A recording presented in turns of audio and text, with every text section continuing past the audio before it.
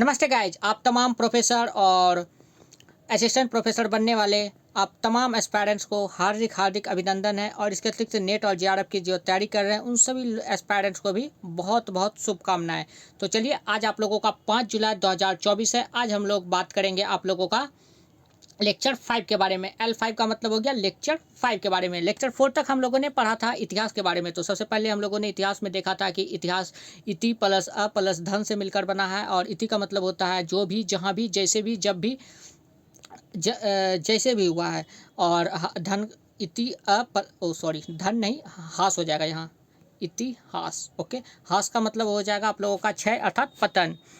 तो ऐसा ही हुआ था। स्टडी द पास, ये सब आप लोग को बताया गया था। और इसके अतिरिक्त आप लोगों को बताया गया था कि चार्ल्स विल्किंस ने भगवत गीता का अनुवाद किया था 1785 ईस्वी में। इसके बाद हितोपदेश का अनुवाद किया था 1787 ईस्वी में।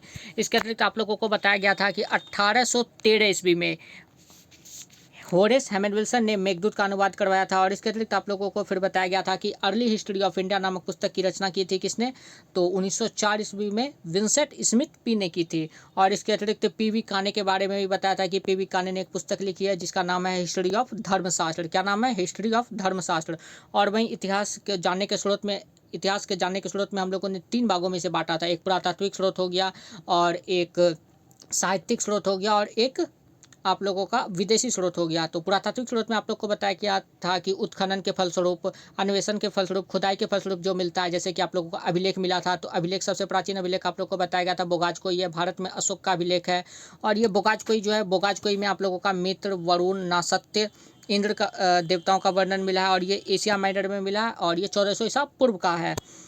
और वहीं आप लोगों को अशोक के बारे में बताया गया था कि अशोक का अभिलेख किस में है, तो अशोक का अभिलेख खरोष्ठी लिपि में है। इसके अतिरिक्त ब्राह्मी लिपि में है। सबसे सर्वाधिक अभिलेख इसका ब्राह्मी लिपि में ही मिला है। खरोष्ठी लिपि को हम लोग दाईं से बाईं ओर लिखते हैं। और वहीं गुप्त काल से पहले के अभिलेख प्राकृतिक भाषा में मिले हैं। और इसके अतिरिक्त आप लोग को एडन अभिलेख के बारे में भी बताया गया था कि एडन अभिलेख से सती प्रथा का प्रमाण मिलता है। और वहीं वराह प्रतिमा पर हुन शासक तोड़मान का भी वर्णन मिलता है। और सबसे ज़्यादा अभिलेख हम लोगों को मैसूर में मिला था। और इसके अतिरिक्त हम लोगों ने शक शासक रुद्रदामन के बारे में भी पढ़ा था, जो कि एकदम शुद्ध संस्कृत में अपना अभिलेख जारी किया था। और ये रुद्रदामन ही है जो कि सुदर्शन झील का निर्माण नहीं, मरम्मत करवाए थे। और निर्माण किसने करवाया था? तो चंद्रगुप्त मौर्य ने करवाया था। और इसके अतिरिक्त हम लोग आप लोगों को आगे फिर बताए थे सिक्के के बारे में, कि सिक्के का अध्ययन आप लोगों को न्यूस्मेटिक्स कहलाता है। सबसे प्राचीन सिक्का भारत का है आहत सिक्का, पंचमार्क सिक्के, जिसमें कि चिन्ह होते थे। लेकिन बाद के सिक्कों में फिर देवी देवताओं के नाम, तिथि, अंक, ये सब आने लगा। तो आप लोगों को इसी के बारे में बताया था कि सातवाहनों ने शीशे का सिक्का जारी किया था। और वहीं सबसे पहले सोने का सिक्का जारी किया था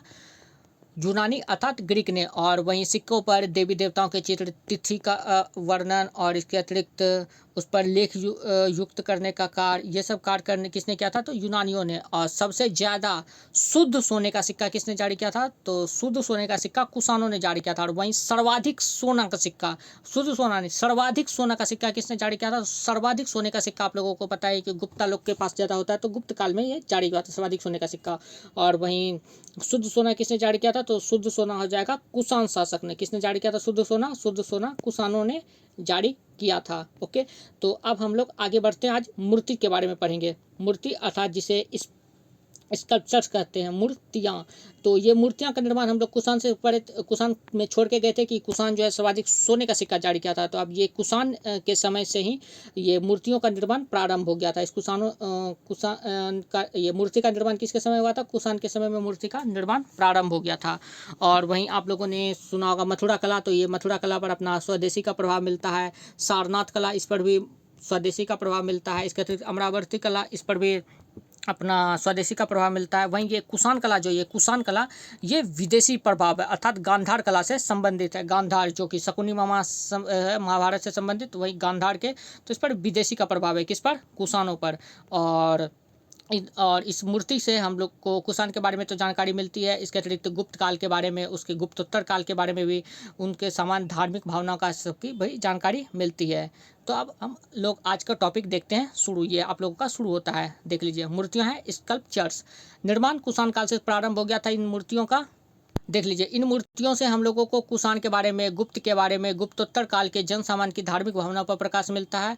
और आप लोग को बता दूं कि इसका पीडीएफ आप लोगों को 5 जुलाई 2024 को अपलोड कर दिया गया। आप लोग वहां से इसका पीडीएफ से भी पढ़ सकते हैं। तो अब आगे देख लेते हैं। कुषाण कला पर विदेशी प्रभाव गांधार कला का है, देख सकते हैं आप लोग। और वहीं स्वदेशी किसका किसका है, तो मथुरा कला पर स्वदेशी प्रभाव है, अमरावती कला पर स्वदेशी प्रभाव है, सारनाथ कला पर स्वदेशी प्रभाव है। ये सब मूर्तियां से संबंधित हो जाएगा। ओके, अब हम आ जाते हैं स्मारक अर्थात भवन पर।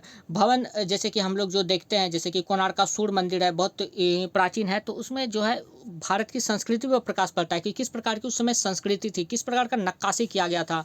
स्मारक भवन में बहुत सारे आप लोगों को डिजाइन मिलेंगे पहिया सबके, तो इससे हमको पड़ती है उस समय की शैलियाँ अलग अलग है, इसकी बात जानकारी मिलती है स्मारक भवन से, कि स्मारक भवन की शैलियाँ अलग अलग थी। अलग अलग शैली, जैसे कि आप लोग नागर शैली सुने होंगे, द्रविड़ शैली सुने होंगे, तो ये सब उसी से संबंधित है। अब मृदभान, मृदभान का इंग्लिश क्या होता है, वेव, WAVE। ये भारतीय जीवन शैली एवं स्तर पर प्रकाश देता है कि किस प्रकार की उस समय की भारतीय जीवन शैली थी। जैसे कि आप लोग बर्तन देख लेंगे, बर्तन पर भी कई प्रकार की नक्काशी की जाती थी। जैसे कि आप लोग घड़ा देखते हैं, घड़े पर भी कई तरह की नक्काशी पहले के ज़माने में की जाती थी। यहाँ पर डिजाइन कई तरह की ऐसे ऐसे बना दिया जाता था। फिर यहाँ पर ऐसे ऐसे बहुत सारे अलग अलग कलर से डिजाइन कर दिया जाता था। तो इस प्रकार की नक्काशी भी आप लोगों को मिलती थी। किस पर, तो घड़े पर अर्थात मृदभान पर। तो भारतीय जीवन की शैली किस प्रकार की थी एवं स्तर किस प्रकार का था, ये मृदभान को देखकर हम लोग बता सकते हैं। ओके, सैंधव सभ्यता काले एवं लाल मृदभांड। सैंधव सभ्यता का मृदभांड जो था अर्थात बर्तन, वो काले एवं लाल थे। और वहीं उत्तर वैदिक काल का चित्रित धूसर मृदभांड था। और ये उत्तर वैदिक काल के बारे में भी हम लोग डिटेल से पढ़ेंगे। अभी हम लोग ऊपर ऊपर देख रहे हैं। ओके, उसके बाद हम लोग धीरे धीरे गहराई में उतरेंगे। ओके, धूसर का इंग्लिश क्या होता है, ग्रेक होता है। ओके, तो उत्तर वैदिक काल का चित्रित धूसर मृदभांड होते थे। और वहीं मौर्य काल में उत्तरी काले पॉलिश मृदभांड होते थे। मौर्य काल में कैसे होते थे, उत्तरी काले पॉलिश मृदभांड। सबसे ज़्यादा इंपॉर्टेंट आप लोग का सैंधव सभ्यता। सैंधव सभ्यता के मृदभांड कैसे होते थे, काले एवं लाल। और वहीं उत्तर वैदिक काल के चित्रित धूसर मृदभांड। और मौर्य काल के उत्तरी काले पॉलिश मृदभांड। और आप लोगों को ऐतिहासिक स्रोत जानने के स्रोत में पुरातात्विक स्रोत कंप्लीट हो गया ये। अब आ जाते हैं साहित्यिक स्रोत पे। साहित्यिक स्रोत को हम लोगों ने 2 भागों में बांटा था, एक धार्मिक साहित्य और दूसरा लौकिक साहित्य। लौकिक साहित्य में तो आप लोगों को नॉन रिलीजियस टेक्स्ट बताया गया था, जैसे कि आप लोगों को हो गया राष्ट्ररंगनी हो गया, चंद्रगुप्त मौर्य के द्वारा लिखा गया अर्थशास्त्र हो गया, इसके अतिरिक्त विक्रमांक देख चरित्र हो गया। बहुत सारी जो पुस्तक हैं धार्मिक से हटके, वो सारा आप लोगों का लौकिक साहित्य के अंतर्गत आ गया। ओके, तो ये हम लोगों ने धार्मिक साहित्य को भी अब 3 भागों में बांट दिया है, एक वैदिक साहित्य, एक बौद्धिक साहित्य, एक जैन साहित्य।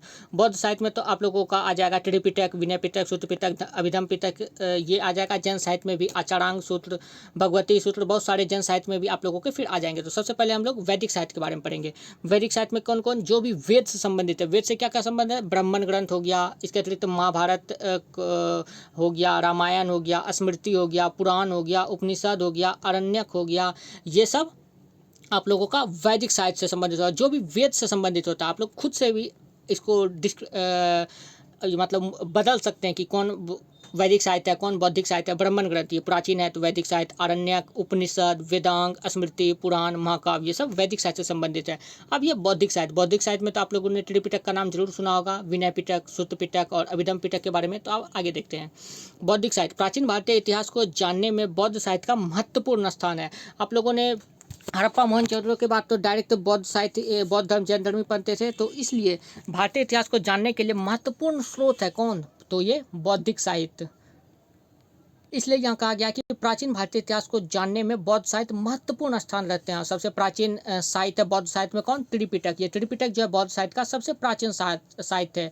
और इसमें त्रिपिटक में आ जाएगा वही सूत्र पिटक, विनय पिटक और अभिधम्म पिटक। क्या क्या, सूत्र पिटक, विनय पिटक और अभिधम्म पिटक।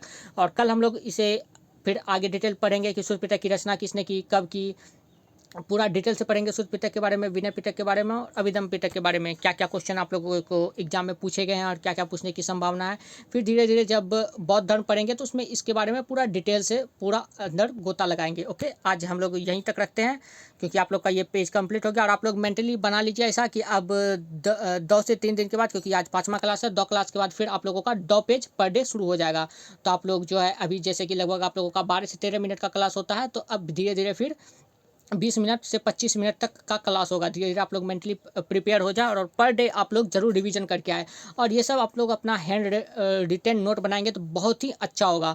और सारा पीडीएफ आप लोगों को टेलीग्राम चैनल पर प्रोवाइड करा ही दिया जाता है, तो आप लोग वहाँ से भी लिख सकते हैं। तो इस प्रकार से आप लोग अपनी तैयारी बहुत ही अच्छी तरीके से कर सकते हैं। तो आज हम लोगों ने मूर्ति से शुरू किया था और इसके कल कहाँ समाप्त किया था, कुषाण ने। कुषाण क्या किए थे, तो शुद्ध सोने का सिक्का जारी करवाया था। तो मूर्ति का भी निर्माण किसके समय हुआ था, कुषाण के समय में हुआ था।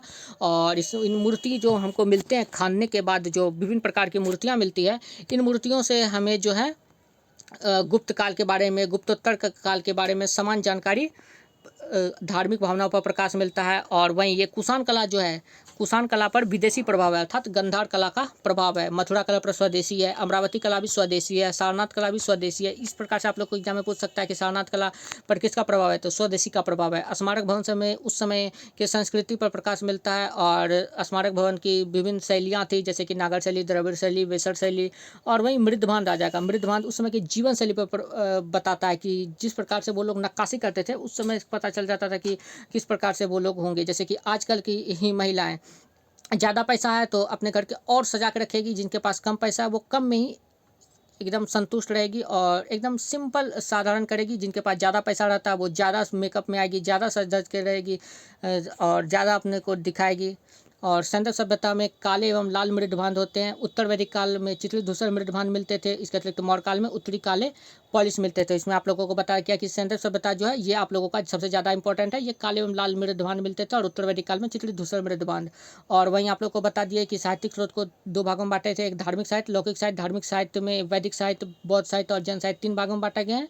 और बौद्धिक साहित्य, वैदिक साहित्य में आ जाएगा आप लोग का ब्राह्मण ग्रंथ, आरण्यक, उपनिषद, वेदांग, स्मृति, पुराण, महाकाव्य। ये सब को भी हम लोग डिटेल से चर्चा करेंगे नेक्स्ट जो आएगा यूनिट उसमें। ओके।